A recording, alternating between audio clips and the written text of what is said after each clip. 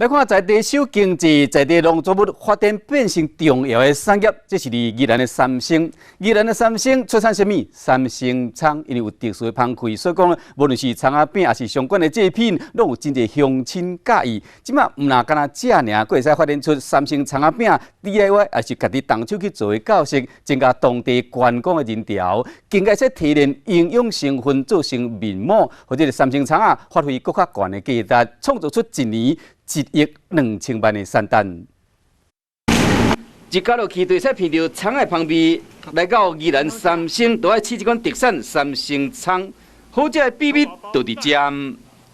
伫咱农客中上游，三面是山，一面挖海，雨水真高，这款的环境叫做种出上赞的三星葱。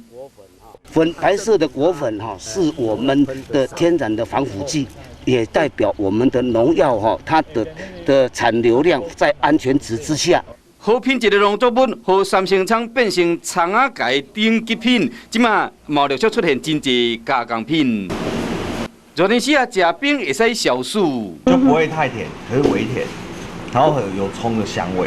脑筋较好的生理人，趁这个机会推出三星葱仔口味的冰，要让消费者有无同款的感受。另外，还有葱仔两卷。为了应付遮侪订单，员工是有够无闲。若无想讲干那食尔，要有业者开放民众家己动手做葱仔饼。我们的技术完全都给客人。为食到观光体验，更加有人透过科技提炼三星葱的精华，变成美容性品葱仔面膜。葱根在早期，农家他们可以拿来做敷脚，它有很好的消炎效果。安尼甲算算呢，葱仔确实替三星赚真侪钱。